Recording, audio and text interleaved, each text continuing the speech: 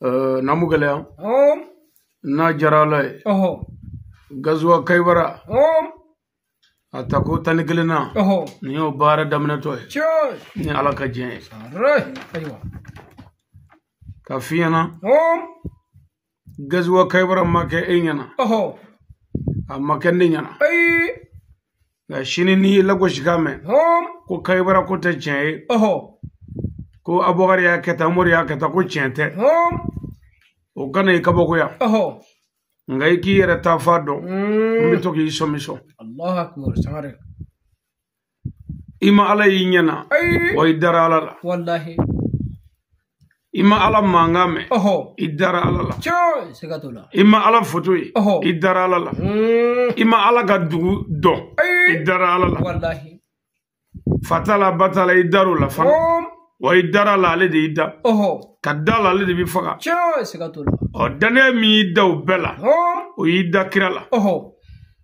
kadala ko ala ga kira idara la ko muhammadu cho segatula kadala ka to ko muhammad ini muhammadu manyonye wa ala ya ga kira o makinyana nga idaro la aywa samare muhammadu nana ni gafe do ima ko ala ga pumado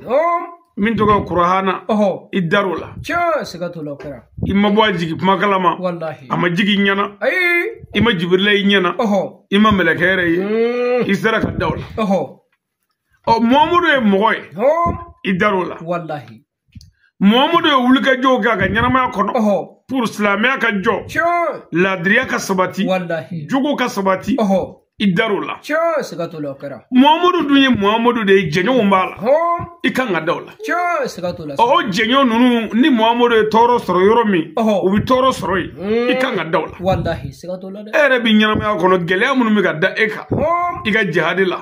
iga dine barala iga misri sella iga sungalo suna iga hiji ni ga jagala toro bi ga da eka ibi ga sego toro faranyonga ni ala dane o shiri ni mami ngoka bo nyefo ni dogo ke toro minge ko e galoe o ba era ko tikita era kalama bilibili sare afrake kulo fo mo de kan vamu wallahi ko barakala utemana cho wa hali bi bara besena ni e doga histoire boss za mi makanyana o jugu de ba fuko te chen cho segatula de me mogo ko ni muhammadu ani mogo fana jera o fana wulani dine mi ya famu kunga gele o do kelo kara no fe wallahi kara na fara ko kele kara ko kele bi nyefo ni ko kele be galoy an yara bi ka kele do kaya olu du e che an ga kele e che me kire ni sabo te galoy kabo yor la yi kire jugudi sare barachi me iba ko indo ibi manga meslamia no fe abe boro do le do cho segatula de wa islamia manga bebe cheklempe no fe no fina bi wallahi islamia manga te ala no fe ate kira no fe ate qur'an no fe kabala ka islamia da amanga be cheklempe no fe min to ko almami aliyu allah akbar Sed nadi toko be jien kokula Flame nafiki tofe Allah akbar o te biye de ka dem ne magan jamana na kana madine kana jie yoro be kufa keri kana Pakistan Qatar kana malaya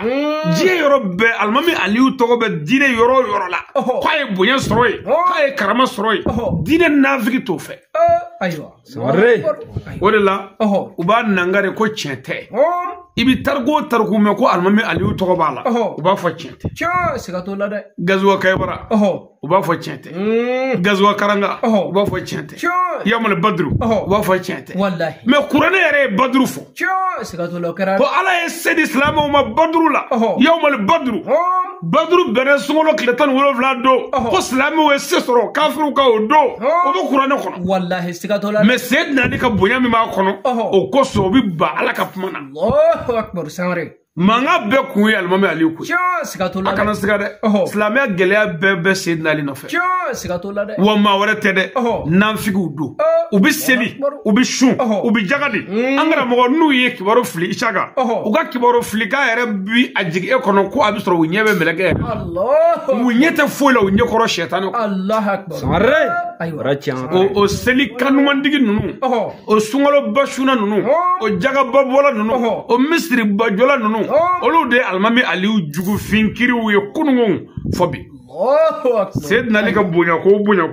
ubo nangari Ali ka karama ko ubo nangari Ali ka sebe ko ubo nangari Ali ka konyama bebe nangari Allah akbar aywa ala ne Sayyidina Ali de wallahi ne chen joli e chen mo Sayyidina Ali ka ko bebe ka nangari joni ve ala le munafikin munafiki chemo ni musulman ka Sayyidina Ali nangari nandara ko fe doni Sayyidina Ali de Imam al-Hassan ale bangana sungolo kleta ani Imam Hassanu ale waliya ke ya benangari Allah akbar bonya bi soro ko na yo ke yo nangari parce que nunu nga nyana ma be bonye o dun ko mani jugugi o mo ya ka fe benangari Imam Hassan almami Husaini ko ka fe benangari la wallahi kara abe wa ka tigo chugola kana Sheikh Abdul Qadir Jilani aka fe benangari la Shemo tiani na oga fe benangarla kana shana amada maula aga fe benangarla kake mushriku kake bidai kake haramu kake mojuwe aga fe be ni boro la sisa kana wera dengela Sheikh Muhammad Buya Idara aga fe benangarla wallahi karade ni boro isa kana tamaninga oga belbelela no ya Sayyid Sharif Usman Marana Idara anaga diun e ka flabani uga fe benangarle nu ye fango fenge o ketugo manya iba do ko nunu mara Sayyidina Ali la wallahi joli kodo joli do wa minu mbana mame aliula olu tesega son sirifu la abada nde ko nya halbetu ne fakodi wallahi do de kabe ala ko nyu bonya nyu korota nyu yanga nyu korota nyu bla jogobo ka o majanna fiki ala kabe ala ye Sayyidina Ali bonye ka nyeda bonye kagla ka so murula amajanna fiki on nafiku ko ni mana Ali la parce que Ali ye an makaw faga andi jeni Ali wallahi andi jeni Ali modo na dewi sabu olu moga gara sababu ko moga faga ya maga fina dron na ye targu imon tu cenka men shini amuito kuna ko nafiku ka barado sikatula note e ka nyana barado hala ngati ga forestana na nye bugda jo yeve nye forestana yeve nye forayi seri yeve o nye foto doye o bi kabako ya mais o tigi bi ka da o la o tigi dale do e de la mais Sayyidina Ali linge ko galoye kabo yoro le ba do ko Ali jugu de do Ali yɛrɛ ka foyi tɛ bilen ali ala kira ko o hadisa minnu mamulo na mo lakale Sayyidina Ali ko ala kira ko ni ko bo ɲini o ka dɔgɔ dɛ kitabu dɔw la kɛmɛ ni dɔɔni ɲanama yɛrɛ mun bɛ bɛɛ la Sayyidina Ali ko ala kira ko an ye min sɔrɔ bi sɛgɛsɛgɛli la 537 mais sahaba dɔw ka hadisa wala fili bɛ 900 dɔw ta 1000 an ba Aisha ta 2000 kɔ mais Sayyidina Ali min jɛɲɔgɔn ye kira ye Sayyidina Ali min kɔrɔkɛ ye kira ye Sayyidina Ali min burankɛ ye kira ye Sayyidina Ali min kɛra mɔgɔ fɔlɔ ye ka tuubi kira bolo ka baya kɛ kira ye o ko kira ko 500 ni dɔɔni mais namu gɛlɛya e ni ne ka ɲɔgɔn yɛrɛ bi wallahi ni ko i ka ne ka kuma walafi karamɔgɔ Ali y'a fɔta karamɔgɔ Ali y'a fɔta ni ko i b'o walafi n b'a f'i ye cameraman tɛ se o kɔrɔ i b'a ɲɛfɔ a ka ca 100 o ye an ni ɲɔgɔn cɛ san da jɛ misali la mais o tuma minnu ni ɲɔgɔn cɛ san 20 ni kɔ san 30 ni kɔ san 40 ni kɔ o k'a fɔ ala kira ko o dɔgɔyara 500 ni dɔɔni a bɛɛ kabi ye ale ko kira ko ale y'o minnu fɔ sɛbɛ la o bɛɛ jɔsira tabu an tɛ Sayyidina Ali fɛ nga don o don ala bɛ alimami Ali wasa ale fatura Kaybara kɛlɛden bɛɛ fatura mais an ye gazuwa Kaybara taw kɔfɛ san 1000 ni dɔɔni n'an y'a bila ala b'an wajibi an b'a ta n'an y'a bila ala b'an wajibi an k'a ta parce que ala mago bɛ Sayyidina Ali ninnu ye baaraba minnu kɛ Khalidiw ye baaraba minnu kɛ Umaru ye baaraba minnu kɛ Ibn Yasir ani Ibn Khattabi u ye baaraba minnu kɛ olu ka cidenw olu ka baara minnu kɛra kira nɔfɛ gazuwa Kaybara la ala mago bɛ a ka fɔ ɲuman dogoba ye zo de wa mɔgɔ min ye ko ɲuman kɛ diinɛ na n'i y'a dogo ye zo ye wa zo bɛ jahanama kɔnɔ fitiri wale jahanama den de ye so ye wa so tɛ dɔwɛrɛ ye dɛ mɔgɔ min ye ɲuman dogo o tigi ye so ye wa mɔgɔ min ye walifɛn sɔn o so ye o tuma n'a ye ɲuman fɔ ɲumankɛla bɛ wasa sɔrɔ a balolen n'a salen bɛɛ n'a ye ɲuman fɔ e yɛrɛ b'i dege ɲuman la wa n'a ye ɲuman fɔ ne min tɛ ɲuman kɛ ne bɛna dege ɲuman la wa ɲumankɛla bi kɛ sababu ye ka cɛya diɲɛ kɔnɔ ka se ka diɲɛ basigi o tuma gazuwa Kaibara nin kɛra cɛbaw de fɛ pour silamɛya ka jɔ n'i ye silamɛya tariku kɔrɔw lajɛ n'i ko gazuwa Kaibara u bɛna fɔ tiɲɛ tɛ e ka segin kɔfɛ dɔɔnin dɛ ko ne ko Nabila Isa ka filimu min bɛ tɛmɛ o ko tiɲɛ don wa u bɛna f'i ye k'o ye tiɲɛ ye i b'a dɔn ko Seydina Ali jugu don quoi Isa ka tariku min tɛmɛna o lakaletɔ kuranɛ na u b'a fɔ o cɛ ye o lakaletɔ ale kerecɛnw fɛ u b'a fɔ k'o ye cɛ ye Nabila Yusufu o ka kisaw lakaletɔ u b'a fɔ o ye cɛ ye Musa ka tariku lakaletɔ o ye cɛ ye nka Seydina Ali ka tariku lakaletɔ ko cɛ Sangare ne fɛ a k'a dɔn dɔrɔn ko ninnu ye Seydina Ali juguw de ye n'i y'o dɔn dɔrɔn n'i y'i lagosi k'a mɛn i b'o to yen ko nin ye alimami Ali jugu ye gazuwa Kaibara ta ko 11 na ni y'o baara daminɛtɔ ye n'a diyara Ala ye d'abord on cherche la protection auprès du Seigneur de l'univers contre les maux de la création an b'a ɲini Ala fɛ Ala k'an kisi dafɛ bɛɛ tɔɔrɔ Shetane ye dafɛ juguba ye a ye mɔgɔ dɔw de labɛn k'a dɛmɛ baara la a bɛ musow la a bɛ cɛw la i yɛrɛ bɛ muso dɔw ye furu la n'i ɲɛ dar'o kan dɔrɔn i miiri tɛ jigin foyi la Shetane olu yɛrɛ yelen bi mɔgɔ miiri jigin balo la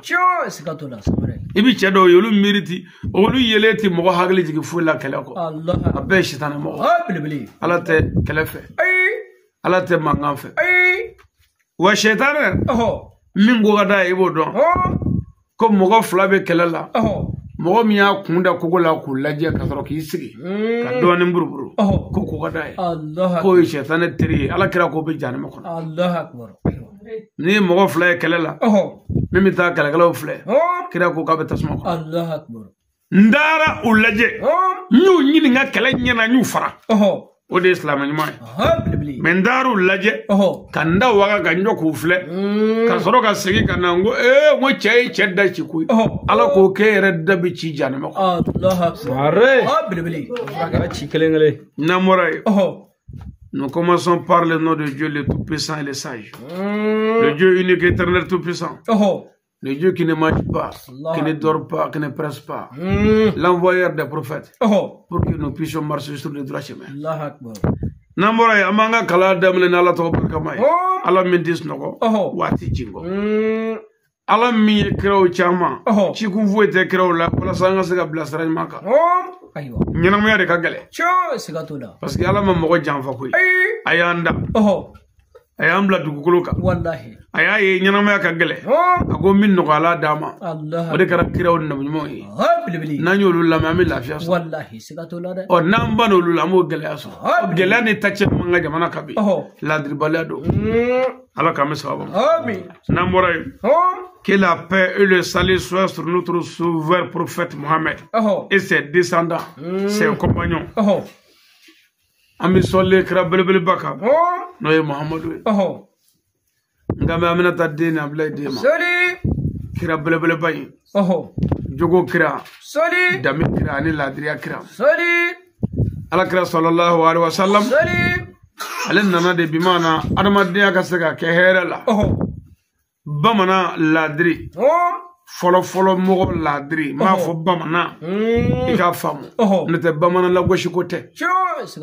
mɔgɔ minnu kun tɛ Ala ko ɲɛdɔn o ladiriw n'olu ye kira Muhammadu lamɛn gulɔ kɛlen u kɔnɔ u bɛ da kira la nka anw ka misiri selila wanew ye kira lamɛn k'a dɔn kira ta ye tiɲɛ ye ka kira ka kuma fili kɔ kan ka kuranɛ fili kɔ kan k'u ni dɔgɔ ta ni kira tɔgɔ ye k'u biri kira kɔfɛ ni kira tɔgɔ ye a ka haramuya diinɛ ko kuma min bɛ senna bi telew ni arajow la tiɲɛ ka dɔgɔ a la tiɲɛ ka dɔgɔ n b'a f'i ɲɛna diɲɛ bɛ se yɔrɔ la e yɛrɛ bɛ maloya k'i wajulikɛla ye o wajuli kun ye jumɛn ye a ka dɔnkila tɛ yan n'i y'a ye k'a tɛ dɔnkila dun e yɛrɛ na maloya ko ne ye wajulikɛla ye e ka telew filɛ e ka arajow lajɛ ɲɔgɔn neni ni ɲɔgɔn buruja ne ye nin f'i ye siɲɛ caman i bɛ mɔgɔ o mɔgɔ ye arajo la k'a bɛ ka kuma dɔ kan k'o ka walejugu fɔ ale ye sɛtanɛ mɔgɔ de ye tiɲɛ dɔw bɛ yen n'i b'olu fɔ an karamɔgɔ i b'i sɛmɛ ala la n tɛ mɔgɔ ɲuman yɛrɛ o ti mɔgɔ ɲuman ka fili fɔ internet kan i bɛ ka kuma in faamu mɔgɔ ɲuman ale ti mɔgɔ ɲuman ka fili fɔ net kan mɔgɔ ɲuman ti mɔgɔ ɲuman ka fili fɔ télé la mɔgɔ ɲuman o ti mɔgɔ ɲuman ka fili fɔ WhatsApp kan a t'a fɔ a ye réseaux sociaux wa o kɔfɛ mɔgɔ ɲuman ale ti fɔlɔ ka mɔgɔ jugu ka fili fɔ net kan a ti fɔlɔ k'o kɛ fɔlɔ sira dɔ b'a bolo a kan ka taa min fɛ n'o ma ɲɛ sisan sariya ko k'a ka fɔ parce que ni i ye sira dɔ bɔ n'o tiɲɛn'i bolo n'i ma ɲɛfɔ mɔgɔw ɲɛna o k'a dɔn i tɔgɔ bɛ tiɲɛ o tuma i b'a ye maa la k'o bɛna sigi internet kan k'a fɔ ne ka sigi kun tɛ dɔwɛrɛ Isaka y'a fata o don o tɛ tiɲɛ n bɛna ɲɛfɔ o tigi ye futinɛmɔgɔ de ye o tɛ mɔgɔ ɲuman ye ni Isaka y'a fɔ n'a kɛcogo man ɲa komi Isaka tɛ jinɛ wokolo tɛ i bɛ Isaka yɔrɔ dɔn taa Isaka fɛ yen Isaka ne nan'e ma o don i ye kuma min fɔ télé la o don ne ma faamu de sɔrɔ a kan i ko ala ko ta ne dun y'a ye ala ko ta n t'a dɔn ko an bɛna gɛrɛ ɲɔgɔn na ka hakili di ɲɔgɔn ma Isaka k'a f'i ye e ta nin ye tiɲɛ ko ne filila a ka jɛ k'o dilan sutura kɔnɔ bonya kɔnɔ mais non ne bɛ e nɛ de lajɛ n'a sera ka talomi bɔ n'a ye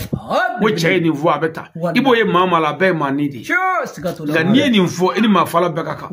nka n b'a fɔ n'a ma faamu ya ko se b'aw ɲɛ a bɛ se ka ne faga nka lahara don a bɛna ye k'a fɔ n ta ye tiɲɛ ye yanni lahara yɛrɛ cɛ a bɛna dɔn parce que n'i ye nin fɔ dɔrɔn i tɛ koja mɔgɔ si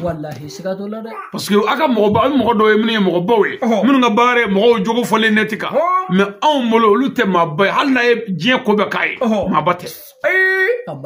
maaba ti mɔgɔ dɔgɔya wa mɔgɔba ti mɔgɔ fɛgɛya i bɛ ka min dɔgɔ fɔ net kan nin ni e mago bɛ bɛɛ la ni e mago bɛ laadiriya la ni e mago bɛ keleya la ne ye dɔ ka jama ɲɛmaa ye e ye jama dɔ ɲɛmaa ye ni ye jama dɔ ɲɛmaa ye jama dɔ ɲɛmaa fililen o ma se ka dilan gundo la fo ka n'o dilan jama ɲɛkɔrɔ ka taa cɛ ka jama tigɛ cɛ la hali ni cɛ tɛ tiɲɛ kan a bɛ sɔn bilen yan a ka mara bɛ sɔn bilen yan a ka denbaya bɛ sɔn bilen yan a ka kalandenw bɛ sɔn bilen yan pour que olu ka sɔn dun f'i k'a dilan ni kodɔn de kira ma maa si kɛlɛ k'a wulila ka t'i kɛlɛ ten hali Kayibara ye ne y'o f'i ye kira ni Kayibara mɔgɔw ala kira y'u ka tiɲɛni n'u ka dazago mɛn c'est à dire silamɛ ti maa si kɛlɛ f'a k'i lamɛn kafiri bilahi walahi i bɛ maa ye ka maa dɔgɔya k'a sɔrɔ a m'a tigi lamɛn jarimɛ den do kira ko ten haramu ye mɔgɔ jalakili ye n'i m'a lamɛn wa n'i ye mɔgɔ jalaki k'a sɔrɔ i m'a lamɛn i sigi i bɛ malo n'i tɛ fɛ ka malo kira ko ten k'i ka mɔgɔ lamɛn o tuma kira ye lɛtiri ci yahudiyaw ma n'o ye Kayibara yahudiyaw ye k'a f'u ye ko n y'a ka lahala mɛn nka n bɛ fɛ a k'a bɔ tan a k'a kɛ tan o ma ɲa kira ye bataki wɛrɛ ci k'a fɔ n bɛ tile hakɛ in d'a ma a k'a labɛn o kɔnɔ a ka Kayibara bila a bɛ tiɲɛni min ni dasogo min a k'o yɔrɔ bila u ye bataki sɔrɔ u y'o de jaabi kira ye ko baasi tɛ i ye waati min di an sɔnna nka an b'a ɲini fɛ i k'a to nin waati in na komi an wolola yan an mɔkɛw wolola yan an faw wolola yan an ka sin ka bɔ dugu in na don kelen o ko ɲɔgɔn tɛ sanga d'an ma o kɔnɔ an k'an ka minɛnw jɛ ja o sanga kɔnɔ kala mɔgɔ ninnu ye janfa de kɛ sisan n'o kɛra an ka mɔgɔw ye k'u bɛ kira ni sahabaw kɛlɛ cogo ɲini o kɔnɔ k'u ka labɛnw kɛ tuma min na n'u ye labɛnw kɛ n'u yɛrɛ y'a ye u ka kɛlɛden cayara kira ka kɛlɛden bɛɛ tɛ tɛmɛ 10,000 kan olu ta dun bɛ taa fɔ maa 100 caman na maa 100 caman na e y'o ko nin se ka to ta u ye lɛtiri laban min ji kira ma sallallahu alaihi wasallam o k'o de la ko Muhamadu e b'i da i muso kɔrɔ Madinɛ k'anw ka Kayibara bila ko yɛrɛ nin don cɛ ko an di siribi ka jan nɔngɔ k'an da ko n'i ko i bɛna nin don in k'o ka jan n'a ka di na sisan o y'a sɔrɔ o yɛrɛ bolo sa labɛn b'a la o de kɛra sababu k'u kari ɲɔgɔn na mais silamɛw ti maa si kɛlɛ f'u ni ka bɛn fɛn dɔ kan n'i y'o bɛnkan de wuli sisan k'u tɔɲɔ ka da sago kan o bɛ sɔn k'u ka se yiri la mais anw ka wajulu lajɛ bani an bɛ mɔgɔw dɔgɔya an bɛ mɔgɔw neni an bɛ mɔgɔw lagosi k'a sɔrɔ an t'u dɔn an n'u ma kuma ni yɛrɛ y'an ka ko ta k'a filɛ ɲuman ti fɔ an ma mais an janana be wallahi an yara ba do ali alamatoy jango krew jango manmo jango an yara mun jurmu towe amado andi toy wallahi min gadi mi o ko ke mi fana mun ala jalab no wallahi Sorry. ya rabbi ala ka nguna ja amin ami sole krabele bele ka sorry ana so dinga salmo sorry ani sabanimo sorry na moray ami foli ni buyama sagini barkada ani wali mando nyishi an kala fama no ye sayyidi sharif usman madani haidara na barkada ka wali mando ka dugo ke haidara wallahi ano ka shijane kane ani labagun mane lafiya ala ko dana amin anya fi ngoni kitabu nous avons tiré cette histoire dans le Trimizi anya met Trimizi o kofe anya me aidara ga kashetu la o kofe anya me katada da o kofe anya me saba bawroda ani kuneni keledew olu ye targo nyafo nimbe de luamulo amisa ga nzoni sigiminga ni ko Trimizi ubado wa ni ko katada ubado wa ni ko uneni keledew olu fana donedo munu ye uneni kelege ga sestro olu be ni targo info Allah akbar o kofe anyera mine an fana karamola no ye سيدي شريف عثمان مدان حيدر امي دوغا كراموي والله انا وكفسا يا بلارو ما تاي كدولينغي كومنيا في ترغو ينغا جاندون غا لاب مابو نوتي ايتزغا كرانغا غزوا خيبر بيتسكا فو karanga wolo blando ni gogo kono mo befo ko go kera o ti ko gafe kono ngala mabo de bitam ko ira dron wala sa yere ki tafado wallahi sikatola o mabo sa anyo nyefo fo ka se ka je di tama ne anyi sanikele nala sikatola re kadabuti de afiye ko tuma mena ni kele gelera islamu bulu ni tuga shima soroble classement mingera ala krefe sallallahu alaihi wasallam classement manya wallahi manya classement chene ko so kafiru kon islam o sebe ko borondo ku borondo islam shu bono kara boni dai jigitiga barka buyana islam usrana Allah akbar o islam jigitiga le kono gone farfagale toro tula sahaba dobe Khalid ibn Walid ibi Khalid ibn Walid do wallahi ale sahaba bay Khalid ibn Walid al-aun islamai ko dogole ndew Khalidi yanaka ga islamai yanaka tubi Khalid ibn Walid yanaka tubi kaga islamai ay jeen toro belede da islamo ka sikatola karara Walid ibn Walid domina alenana kana fale baya gala krai waya soro Khalid sigledo Khalid koroke de Walid ibn Walid Allah akbar Walid ko ale baya mina krabulu wazo Khalid sigimeni globudele kanja habiki mi Allah ale kafir lama alli ko Walid ibn Walid ma ko iye baya ga krabulu ma ki kun saledo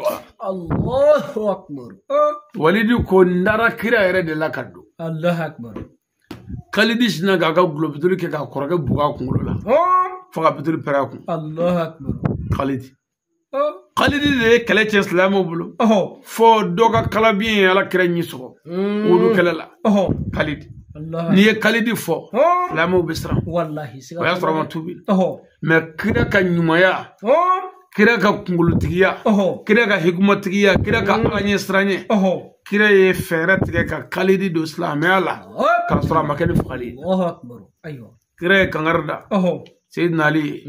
kangarda bamurutigi be ko mogoshi kana Khalid faga Allah akbar ko Muhammadu mogo be Khalid la ko na Khalid faga islamu na kishi atoroma na islamu nyetaka ku mi na mogo nyini ni Khalid kondo soro Allah akbar ayo ni yoro ine la sa ne tobale goshi malla ka ta samu ay ngo halna sorla ne kunde islamai nga ga chrétien wali nga ga kafiri re boli sona wali nga ga chenikala re jamana chila ka ke ne re ngo jamana dew ni hakli tiku ni islamu nolu mogo buga islamai nyeta ka kuna courage ben nga mole na famu do bala kodon do bala che faria do be china anga chei nege ka ke islamai o kanga ga wajibi islamai beka ni mogo be islamai ga nyeta wallahi sikatola de arre mais ni ne kele ba dro ko islamia bi wallahi nata ne ka ke kafiri re kana ngela ko kafiri re ni ni kando islamia la parce que ni ndo na mi deme courage mena mi deme ba o ma yeni ka ngele gere na ni mo ko be kirala kira gere la kalidi de la ni kodoy ni famuye ni hinay fa kalidi tubi kado islamia allah akbar o de kalidi flani bi wallahi o togo be ga fo kele kene ka gazu wa khaybara la ni drapeau kira ye kalidi soro jogodi kalidi atana muso do de be no e afa balma muso do o ka ko kunga babulo ibi jando la ifa balma muso kana kulungula allah akbar ado magafi ngona tabe kana kulungula wallahi kana sigala de ado magafi o wulbele ngona tabe kana kulungula allah akbar olu ka ko ga boyi fatay sigatula parce que no lu nana so olu bango be kuma be ka danga yele awdela wallahi sigatula ni abete ijije ga dugo yele ala ni dugo yele la fo te soro dugo ko wallahi mado dobi na ko nyobana ay nyoka ko hal na to para nyengle o taka na ko ye ka klafle wallahi sigatula ara ka do ko ni aklale do te na ya bla ngolo dungo do ko fa denge do ko bi ka nyodo wale la abi danga itige ma ko fa sigatula de opma aya fa balma muso ayu bunye aku kanu aka shuru ye wallahi opma kalidi ale kunya fa balma muso in kanu dala allah mais fa balma muso in ke fatura ta fulla allah muso ba kundo mashita ye kibi nyaba fable façon ala mais kira Muhammadu yi kunja ko ne mogo be khalidi la kado islamia la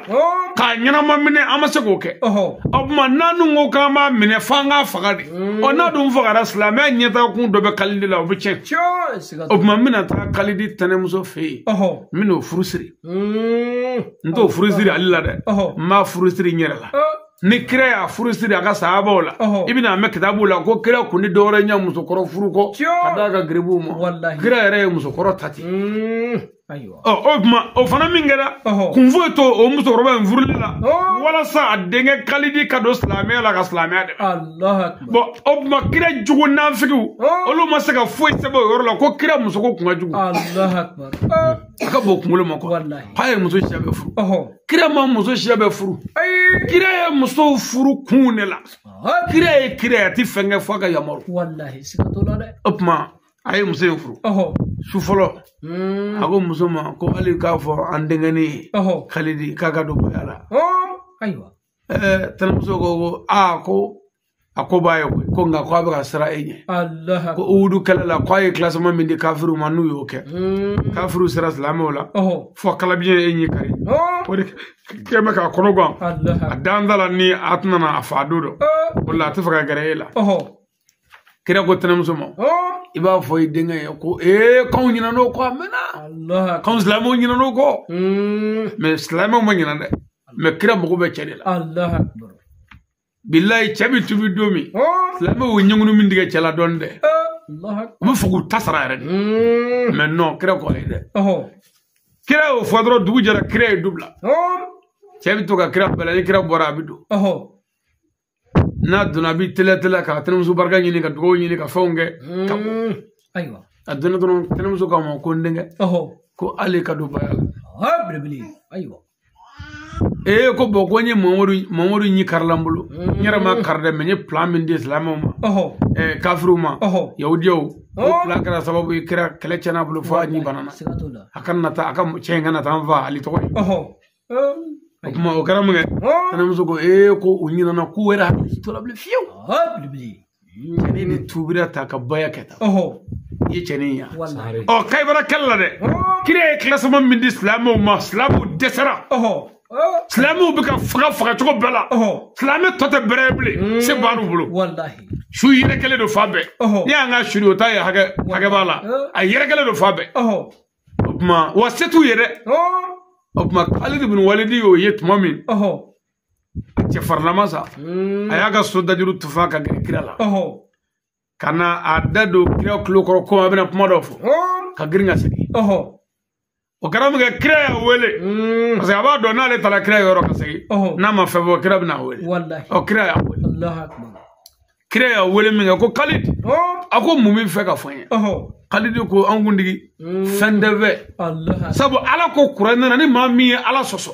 walma ka cide kira soso o tigi janeme de Allah ala ni kira ye min fo mami banu la ko teslame otuma nti fe kana ke kira ni ala soso bae e plan min di ndi faga bola nan dafo Khalid ko min ngono Muhammadu na fi Khalid yi kodo kirat na fara Khalid law ara mogo be mina obina wallahi sigato iklo ma joni fe morala ibno me naam le prophète lui dit agwala gira ko yorola non Khalid ago Khalid ko ate o chugoy manyege mumi fe Khalid dit Khalid ko je veux que tu me nommes comme le général et le chef de cette guerre. Nebi fe ika bo kale nyema yala. Ika ne Khalid ke kale nyema yala. Allahu akbar. Yay. Khalid ibn Walid. Ago ala kirama sallallahu alaihi wasallam. Nebi fe ika ne ke kale generali. Allahu akbar. Kale commandant. Ika ne kale nyema. Ika bo nyema yala. Khalid de ya nyini kira fe mi fe ika bo nyema yala ne ka ke nyema. Allahu akbar. Aywa. Parce que muna ala islamiyat hasida dine. Ibi min don kana to ka chenyana wallahi sigato la de me on ga hasida cleana ni ne bla koni do kella nge ko ke e hasida be nin cheyna o kama are nye bala yordo mayne na le tu fobli wallahi itige mo fiu mo juma de mo na bi jela gele manana ibi se ka no ya min do o gele ala ko me okay wallahi Khalid nana ko kale ke nyamay Allahu akbar ngame Khalid ibn Walid ma ale to be ko bo ke wallahi gazwa kay warala Khalid ye ko bo ke ibn Majah kitabu duma ni fami morala ibn Umar Khalid ibn Walid ako ka ke nyamay le prophète lui dit ala gira ko yorala sallallahu alaihi wasallam Khalid ako Khalid dans peu de temps on va arrêter la guerre imunyu nyedoni amna kale jo soni car il est bientôt 14 wa ko soni ko telefona sira Allah ni telefona sira ami posi mine nanye posi mine minga nga kano ke je veux que si on prie ni anzel la telefona na je vais dire à Bilal d'annoncer à tout le monde que tu es devenu le chef de la guerre me jendi blalima John Blali Burutigi Blali Kibarutigi Blali mi Blali wele oba ka korota islamu nyakoro ko Khalid ibn Walid kara nyamay mba keni telefona selikara Allahu akbar ibo kundo telefona sella islamu be fanyonga ne kira islamu di kira bina uwaju katoro ka nyamaya di Khalid ma Allahu akbar namu waju do tason wallahi sigato la ramade do wara di beti do ta jugayre do tayre de Muhammadu de ti boala kama wara kai fo Muhammadu ma min gai wallahi ma fo Muhammadu ka kalli kai abina mun fasidan selmana baba fo islamu ya are nyabala ne ko ni yekra de jibril be jiginga nde hasire de nde min nyedo ndo nyedo me min nyedo o qur'ane ni ala ko me kele ko mana damne ferati ko bo nyedo wallahi ma kele géographie ni kele géométrie kele nyama bo ni kele métrie bo andolu wele Allahu akbar ma nya kanu anga Khalid ke kele nyama kele kungolotigi aka glacé wala sa nyini ve ka soro anya bala salamu bu ka ba atota bereble be nyabala o yana mbe ka ba anga nyama di ma ware ba nya kanu anga Khalid wallahi ale fego de fo mo nyana wa bi do ni manaka ko fo o no fora bebe jena wallahi jango am ga sa to bana ni fo mo fo fo sa mi sa bani am so ils ont fait la guerre oui kala to me kata 14 heures est arrivé mamna ni telefona sera ils ont prié ensemble u jara ga telefona sera ñove après la prière seli bané ko le prophète dit à Bilal d'annoncer la nouvelle à tous les croyants ago kire jende blalima ko blaliga wuli ki joka kinofoni d'islam bema Allah que c'est moi Mohamed qui était le général de la guerre blali wulla ki jo ko ka fo moy ko ne Muhammadu ko ye kala générali ndo kala nyamay comme la guerre a été difficile anya bala kala chanamulu akala ramulu j'ai nommé Khalid ibn Walid comme chef nye Khalid ibn Walid ke nyamay sisa saga asiri mo sara sare kredi ko achanamulu nyeni ngai bi Allahu akbar mais on nga yani jamakulu fla mogo fla farale nyongo nyama ka di doma photo jena ka fili mogo tise ka fo wa ta fo mais nunu yi horo ni ladri de mogo be ala de la ko be kala chana ne bolo ka plan manya ni kali ni kai aywa beni ka bunya do hasidi mogo sara nam que tout le monde obéisse à ses paroles et tout c'est dit wambi fe beka tu kalidi ko beka kalidi labotu wa amabane ni kalidi ye mi vi akati ni kalidi ku joro mi joyi glomina tubule ngurani kref la kabla ya e jano na de ibe no fa ka ta samu wa ndo na klego na no o place bu yana kanga ke mi mo blo wallahi sigato la no blo la ko ame kara mo no be ko bi mamla no fa ko na klego na e hasidi de tika fuyi sare tarago nunu de la hara ko a kun era nyana mo ko wallahi parce que ko be to mo nabi abe tande ko Khalid ibn Walid gele nyama islam be jana na dora tere la mo mo ko ala la ngani na fi kele mo nyonje wa ko dibe sigato la et moi Mohamed je suis à sa disposition wanne Muhammadu yere jiwra be jigine mi ngade ne ba ka blala na ka mara Khalid mo ko be munango ke Allahu akbar et je vais ses ordres wambi jena ka fota be na yimla minambake je me mettrai là où il me place ni kalidi ne joro mi minjoy ko koro ni kalli ko Muhammadu jo yoro ne minjoy ijo wode ne minjoy yele kuluka mi yele lorsque Bilal a annoncé la nouvelle tumamina ni Bilal ye ni ngibaro info tout le monde a accepté ses propos be janani oyi Allahu akbar be janani oyi e o ti jawe parce que agwana molo Khalid ibn Walid s'est levé et faire un autre classement. Ako Khalid ibn Walid wula ki jo ka kira ka groupe beci ko ali e place moy bogal place moy aywa ma shi place atala bin place kay anana classement ko damne me kala fere wara wo il a changé la place de l'imam Ali et Samas ay sed nan la ga jama place far fro pep ke banga blafio ke toya ande se fuile ba on va gamba segale mana boy ko na boko fa nguna mbe fa ya wallahi ni ka mo man yafi awul place Khalid a placé les hommes de la manière dont il veut bo e ga ye Khalid ye se dans les placer ali naya ta ya re se nan na ka bunya boy o jena ni glomina tubule kabala ka ali da ma bolu so mo glomi Allahu akbar ama shoni ga ma jena ga jugo fajite chemina almama ali udo sajjaja ale remo kep masro atubira wallahi mais o jena ni glomina tubule ngura kapmay ni islamia ka nyeta kay Allahu akbar mais au ga misri kafiri nguluban nu ko misri commission ni na ni ko me metani misri nyefe na ma bo commission chedo dadro ti jana abada sare sigate nunu mo te dine na mo go be islamia bide bibli arab be ala kan huna ja ko kalidi aga classement beke aketula arab mo go bala chuko wallahi quand il a fini mo menani kalli klalola a dit au prophète qu'il a fini de son classement ako kirama ya rasulullah anyama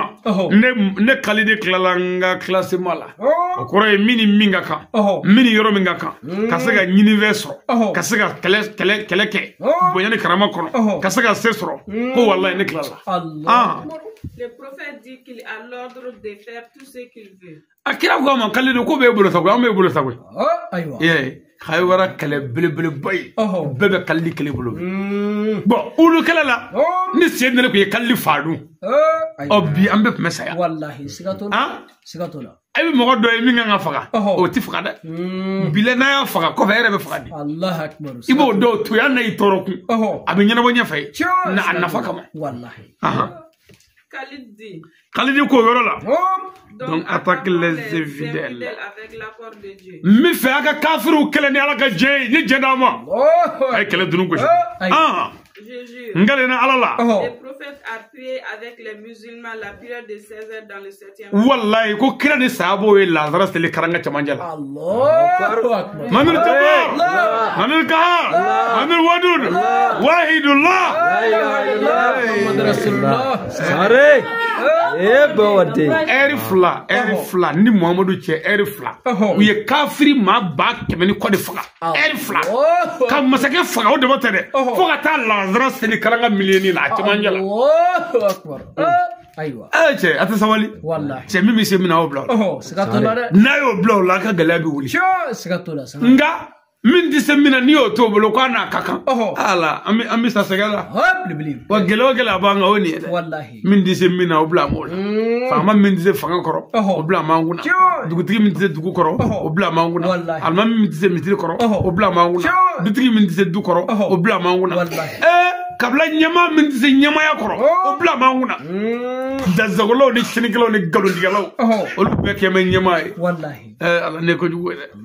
a ko walahi kitabutigi ko k'u taara lazara seli karanga cɛmancɛ la a selitɔ u m'u kɔfilɛ dɛ fɛn tɛ yen bilen k'a bɛɛ fara nin ye kabako koyi kira bɛ yen Seydina Ali bɛ yen Abubakar Sidiki bɛ yen Umaru bɛ yen Umaru bin Yasiri Umaru bin nin bɛɛ bɛ kɛnɛ kan a fana den Usman cɛgɛlɛw bɛ yen mais classement cogoya kama dɛsɛ kɛra wa n b'o f'i ye kuma caman dɛ hali balontan na a bugɔra classement de don balontan to yen baara yɔrɔ la ni classement ma ɲa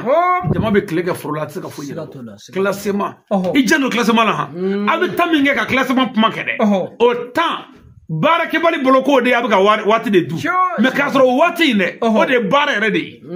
a bɛ classement min kɛ cɛ k'i jɔ yan dɛ cɛ ka taa yan fɛ cɛ ka taa yan fɛ cɛ ka nin fara ɲɔgɔn kan yan a bɛ k'o min kɛ baarada la dɛ o bɛ digi fuwari de la k'an bɛ ka temps tɛmɛ k'an ka taa baara la a nɔnɔ i jɔ a k'o lamɛn o de ye sɛbɛ ye n'o de banna a bɛna min kɛ dɛ o b'a tɛmɛ bɛɛ la classement mana tiɲɛ dɔrɔn an bɛ ko la ten an caman ba an tɛ se ka fɛn ɲɛnabɔ e m'an ka wajulu ya an jama man jan nka n'an sigira n'an y'a daminɛ a bɛ kɛ komi jinɛw fara an kan dɔwɛrɛ tɛ ko ye classement don na e ka kɛ namunala ye e ka kɛ fifalantigi ye e ka kɛ yelentigi e ka kɛ kameramani e ka kɛ sɔntala ye n'a ye bɛɛ tila bɛɛ bɛ ko dɔ kɛ wa n'o kɛra an ka fɛn tɛ tiɲɛ a bɛ dilan ka ɲɛ mais ni jama bɛɛ nana sisan bɛɛ k'i sigi k'i ɲɛ kɛ cɛ kelen na k'o ka wajulu kɛ ne yɛrɛ ka kɛ kameramani ne ye yelentigi ye ne ye sɔntala ye ne y'a bɛɛ kɛ ba ye ne bɛ se k'o bɛɛ kɛ o tuma tiɲɛni bɛ na o tuma ko silamɛw ye lazara seli ye nka a seli cogo sa an bɛna nin ɲɛfɔ komi an ye kalidi mankutu de f'i ɲɛna ka sɔrɔ k'a ka ko kɛcogo fɔ nka ko min kɛra ka se ka taa lazara seli an bɛna taa ye naam Tellement que les plans et les classements des Khalid ont reçu. A ko Khalidi ka fɛɛrɛw a n'a ka classement o kɔrɔ ye a ye min bila yɔrɔ min na o n'o ka kan n ka ye Seydina Ali n'a ka jama bila yɔrɔ min na Seydina Ali ye jama adamaden faga durati a ye fagali daminɛ gauche la numandɛgɛ sɛgɛra nbamuru la fagali la o sɛgɛnnen a ye nbamuru yɛlɛma numan na ngini na ka fagali kɛ n'o ye a bɛ sen kɛ ka fagali kɛ a bɛ yɛlɛ dɔw kan ka dɔw kɛ ka dɔw ta k'olu kɛ ka dɔw bugɔ c'est-à-dire Seydina Ali ye fagali kɛ ko su ma se ka kɔndɛ a place la mais n'i taara kɛlɛkɛlɛba bila wo da la maa tɛ bɔ wo min fɛ donso an ka lajɛ kɛ an ka donsow tila an bɛ kulu woda la sogow bɛ kulu wo kɔnɔ u kan ka bɔ da fɛ mais dani fitinin bɛ yen ni dɔwɛrɛ tɛ bɔ fɛ ɲinɛw kɔ ne taara donso fari bila ni marifa ye ɲinɛ woda la surukuw bɛ ka bɔ dɔ fɛ samaw bɛ ka bɔ dɔ fɛ fɛnbaw bɛ ka bɔ da fɛ mais o yɛrɛ tɛ o da la ye o fɛnba bɛɛ bɛ bɔ ka taa Seydina Ali ka classement kun man ɲi o de la a ma se ka fɛn ɲɛnabɔ fɔ ni min nana i jama a b'a ka baara bila ka n'o faga ka taa ni min jamana a bɛ n'o faga ka taa nka ale bɛ yɔrɔ min na maa si tɛ b'o fɛ o tuma ɲɛ tɛ ka sɔrɔ ko la ye mais Khalidi y'a bila yɔrɔ min na dɛ o de y'o ka bɔda ni yɛrɛ ye ni fɛn o fɛn k'a bɛ bɔ o bɛ kɛra o kɛ ɲɔgɔn na ye o tuma a classement ɲɛna Dans tout cela, o bɛɛ kɔfɛ quand le prophète était le chef, ko tuma min na ni kira kun ye ɲɛmaa ye il n'avait même pas attaqué un seul bloc avec ses plans. Voilà, ko k'a f'i ɲɛna ko kira ka ɲɛmaaya tile la kira ka généraliya waati u ye kɛlɛ kɛ ka nin bɛɛ kɛ tile 20 ni joli u bɛ yɔrɔ in na ye hali karanga kelen ma sɔrɔ o fɛ hali karanga kelen u ka pɔsi kelen u ka gendarmerie kelen sigiyɔrɔ kelen u ma se ka faama kelen fɔ a ka ɲɛnabɔli kɛ ka tɛmɛ jango ka taa 7 la mais Khalidi ta dɛ bilayi Khalidi kɛlen ɲɛmaa ye u ye karangaw de minɛ de miniti 35 ka bɔ kunkolo ma quoi min bɛ se min na a to a la 35 minutes karanga fɔlɔ minɛ na 35 minutes karanga filanan minɛ na 35 minutes sabanan minɛ na c'est-à-dire k'a bɛɛ minɛ k'a ban heure 2 shosho الله أكبر كتا لا دراسلي مكرك كللا أين كل تنور لانغ فلو كان دافلو كوفله والله نيو بانا عملو بيو كون غنانا أنظر قبل كل ورا كخدمني وفنا كوفكم وكأننا أنا مغوفا ودو كتا ودو زي جا وتشبولي دي أي علي بلا والله odu zaje fana doro nana bokun ko munako aliyo fa ali fa fa wallahi o bete buga klamo fa klamo tra saka fuege foni mi murdira ali no fa Allahu akbar nga kalidi kale nyama hasrati fanje ni klamo man yoro la kale anga slame am o bete kanade sigatuna parce que ni slamo ye kira ka bonye ke ko kira sadiri ka ke abi kala nyedoy ka bonye ke ka kala nyedon atme kalidi ka mogo munu ngara mogo munu nyana ali mogo munu be histoire chedo olu bi tiranga slamela ko ami kira mu fabaraka non yoro mingele ra kira bulu amu fo min nyana bulu amu ira sigatuna ni jibril ka ko kula abo ke kanya men maya la dawla jango kala strafe ati kala ko nyedo anga kira tise kala la wa kira tise kala la o yanga kuna wulidi anga kira ta kala kala anga wasadi ni kira ra kun zara ga ngela ke la me akumi mashuli sigatuna de amu bogo anga kira ti dora kala ko ne kala sama ga ko mashiti sula me atise kala la o fole flani o koro ko muhammadu ka dine ta kala dine kala tala kala ni we data manga amanya ni wallahi me aga chew bi se kala konna o kalli aga chedo wallahi samare naam mais Khalid a fonctionné ses plans pour attaquer les 6 jusqu'au 7e ango kalli aga fero sigi senga foga karanga wolo bla be mene car Khalid connaissait très bien la guerre ako kalli ko mo me kala do dai ako naam ka be kala do ni kray Allahu akbar ekrate kalli be kala do ni sahaba be me kala do ni tekli wallahi sayyidina ali ka boss za ngi fasa dawe shite sayyidina ali ka wala Allahu akbar samare me khalidi tay kala classe made ne sayyidina ali makaran wolo ramna kala wallahi kalli kunde yo mama jine ko loke ya kalli kunde yo me ale tade ninna nambi fa wol me kaso wallahi me jama inga chao fana mode pour que jama inga kele ni kele nyama ta ali bulu fa ba kira bulu ni kira ali bla ramna abita ina tara yo tisede ne tani ali kele ngula mi fere ro ko sigatulare me fere konna ni kalli carte dessin kalli ka spécialité kunyi papier wal ma dugukulu abena mbamuru sisa wal ma kotre wal ma egawle kala ka trechi sisa ka fo ni karanga folo karanga flana masaka bi joya ka tracé ma ali ka ni joya ni ka boda boy ni ka bula fitini ni ka kosobo dai ale ka classement beba ale papier ka golo ka no kara nu wula nu yake obisi so Allah akbar sigatulare naam avant que Khalid ne se convertisse ako yeni kalli ka islamé il était le général de toute la guerre et il pouvait la victoire voilà ko yeni kalli ka islamé yahudi oni kafiru o kala ka jena islamé wala ani kala kara hal stratégie la nunu ko kalli ku nya benyamade Allahu akbar ya aywa stratégie la ko mena senade do me wuli ka stratégie ke ka jago galaw olu kale ko ukan navolo mene ko faga ko fongo fem mekede kalli ku nya benyamade Allahu akbar sangare bawagal latige ema abdul ansli juniyo ani umar muriyata domriyo e chef flamin vi munu ngatelta abdul ansli juniyo tubule mogo nana kana kira barkada sigatula kana ni kira kana ni nyoni esmoyi ko muhammadu ni cheko yi chane min dubi ka do islam ala o ko so mi fu bilbili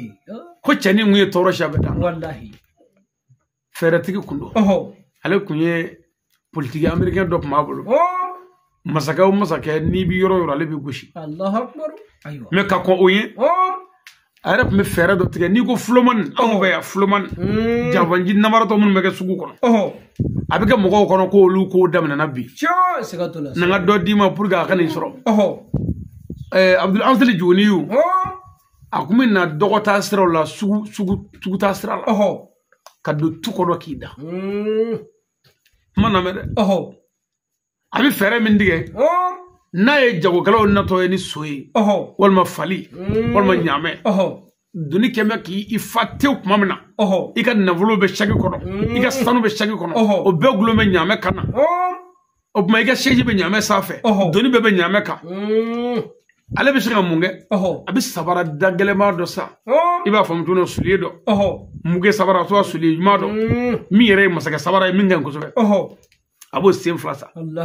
ka na sen kelen fili sira kan o tuma ka taa tɔ kelen fili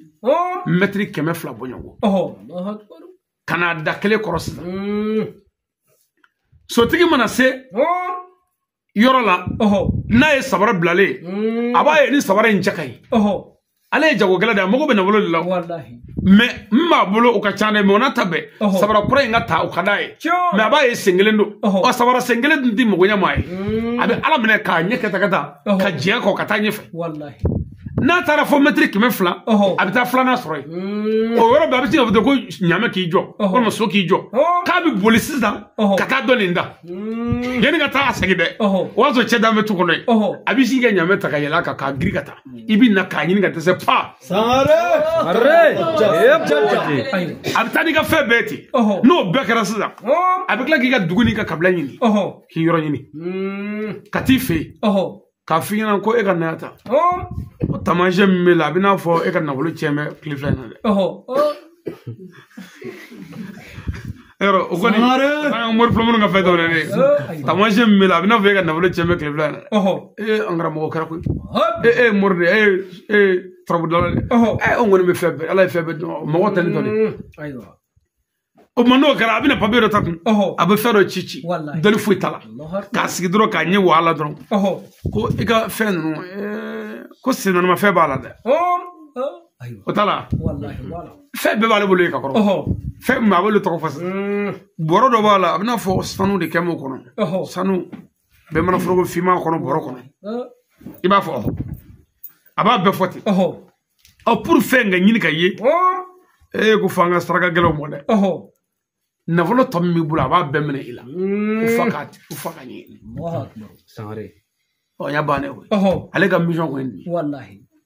o filomani ba ala kira de ye o kibaru mɛn ko n'an ye nin faga a man ɲi nin kunkolo ka ɲi an ka nin tubi o de tubilen fana ala ye mujiza k'o la k'o kɛ jinɛ sabaratigi ye n'a bɔra yan sisan a bɛ taa bamakɔ ka taa segu ka segin ka na ka n'an sɔrɔ yan sen la o tuma n'i kun y'o faga silamɛya ɲɛtaa kun dɔ bɛ tiɲɛ o tuma an ka baara kɛ ni hakili ye an kana bɛɛ faga an kana bɛɛ gɛn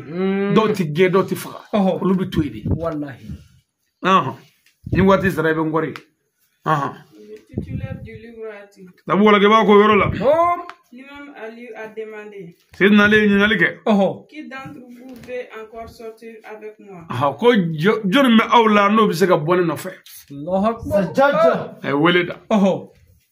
les infidèles se disaient entre eux ko yahudiw b'a fɔ ni ɲɔgɔn cɛ ye o ce monsieur est un homme fort et très puissant ko nin cɛ in kolo ka gɛlɛn a ni fasa mɛ a ni ja mɛ o ni ja da ye kolo ka gɛlɛn a tɛ ko dabila a tɛ ko kun bila il tue tous les temps celui qui sort cɛ o cɛ mana bɔ an ka cɛ gɛlɛnw na ale b'o bɛɛ fa il est en train de faire le combat avec son endurance et sa foi wa a bɛ ka kɛlɛ kɛ ni sabali ni dusukun ɲumanya dɔ ye ani dusukun gɛlɛya dɔ ye n'i y'a lajɛ i tɛ se ka ɲɛsi sɔrɔ sinon ce n'est pas un diable mais jinɛ tɛ dɛ a kana fɔ ko jinɛ don dɛ jinɛ tɛ n y'a sɔrɔ kafiri wɛrɛ dɔw bɛ ka ko jinɛ don dɔw ko mɔgɔ tɛ dɔw ko k'o tɛ koyi ko nin ye n ka kɛlɛ ye ala danaya yɛrɛ de an karamɔgɔ n'i bɛ fɛn o fɛn kɛ f'a ka dɔ i la k'i da mara la n'i yɛrɛ y'an ka wajulu lajɛ ni ala danaya da a bɛ se ka kɛ yan o tuma ala danaya dɛ ala danaya b'a tɛmɛ nɔ o de kan ka dɔn i la n'i ka baara ye ko Seydina Ali ka kɛlɛ ninnu ko walahi a bɛ ka kɛ ni ala danaya ni dusukunɲumanya ye a kolo ka gɛlɛn a tɛ fara ko la a tɛ ko kun bila ko nin ye cɛfarin ye si on cherche pas un moyen pour battre l'imam Ali n'a ma cogo wɛrɛ k'an ka Seydina Ali tɔgɔ in kɛlɛ il va tous nous tuer wallahi a bɛ na an bɛɛ fa yan ni yahudiyaw man kan et nous sommes tous foutus wa an bɛɛ ta bɛ tiɲɛ kan an bɛɛ halaki envoyons vite quelqu'un pour appeler notre grand chef du nom de Marhaba ibn Mansia a ko an tɛ maa ci joona an ka karanga belebeleba masakɛ ba ma n'o ye Marhabu ibn Mansiya ye o ye karanga 7 bɛɛ ɲɛmaaba ye ko ka maa ci o ma Ce marhaba était un vrai mécréant. Ako marhaba inguye kafir bele bay. Il était le Satan Iblis fabriqué par Dieu en personne. Ako wulbali yere mi marhaba ka kula. Ko shaytané kun labene do hala fe ka ke mugodi. Tous les infidèles avaient peur de lui. Ko je kafir bep mesra marhabu ibn man siyai. Si plein d'hommes puissants ne sortaient pas pour la guerre, marhaba ne sortait pas. Ako marhaba ni kelere kuma ke geleya de dai. Marhaba tibo kelela. Allah akbar. Comme il y a eu beaucoup de sang versés. Ako mi joli saworo bona. Yahudi ola. Kalli kele nyama. Kafir saworo fara. Wallahi. C'est pourquoi ils sont partis l'appeler. Ako odla ku yue unyeshi marhaba ma. Ka fereke ka wele. Wala za kana deme duma. Marhaba ke bati ko ya. Ko marhaba ka draga. Aga draga ko nyame kele de. Allah akbar. Nyame kele su. Ate rodo ti fille. Kana kungulo bedu. Allahu akbar. Ka kono fo yira folo ko lu du ko ba. Ka bu bedu ko ba. Ka kungulo ni se tubi ka buru u ka buru do la o najila. Ko bedu ko ba. Ka soro ka velidri jimi ka wuli ka teme. Allahu akbar. Marhaba man siya. Sangare. Me wulbal yere mi ko ala kunya ke shaytan yere kun labene do. Ka ke mogodi. Marhaba. Envoyer quelqu'un d'aller lui dire. Agouye mogaji marhaba maka foy. Il y a un homme ici qui est devenu intouchable. Ago kamale do be no mingara matsaga magala. Allah. Min do aliyu. Jaja. Que marhaba vienne, sinon L'imam Ali a massacré plein d'hommes infidèles. Ago marhaba ni man na go sayyidina ali anga chegale club be fa. Allah. Sangare. Daga yamaru. Tara marhaba no fe. Yuga patron ba esa. Ba chefu. Angara mo ko wadu min rama. Ko bana. Nge. Gazwa kaybara. Ya jofe tanekele nay. Nya fi bare don ngela la kafsa fe makala. Nanna ngoni zira lahara. Eri lahara chiaw muni gazwa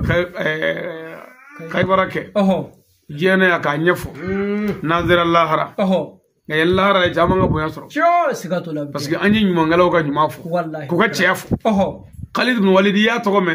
Me aka ko jara ebi. Wallahi. Sayyidina Ali ya to me. Ngiya dobe ko ja chafare nguno ka beka. Sigatola. Ma marhaba ibn mansiya. Iyo fana ka kafiriya me. O ka kafiriya juguya ifana binodo. Wallahi. Sigatola. Kira Muhammadu fana ku ye hine baya tikele ko nyedo. Hine ni makari ni nyumaya. Ani alabato ni alalabato kira bode do atikele do. Ibodo. Nga kira te ma fala ye kele te atikele nyedo. Ni mami ye kira Muhammadu blega kele nyamaya la. Abi fa ka ba. Tanya do de. Wa kira te kele nyedo de. Fo islamu ka do ko nga wasa bode la. Sangare. Na ku ye kele nyedo. O ku ya kele apme fo de ko nga dine ere de kele dine. Me ala ye kele o de di kira ma. O chafari do sayyidina Ali. Karmala wajaw. Sajjaja. Karmala. Jesse kera yoro. Ay tada chawkay. Amble ne gazwa kaybara la. Ne femi mora kacheti kula. Ana karanga kotola. Abnu me. Ni ala ye sigi woro yirana. Na jara la minyo zura.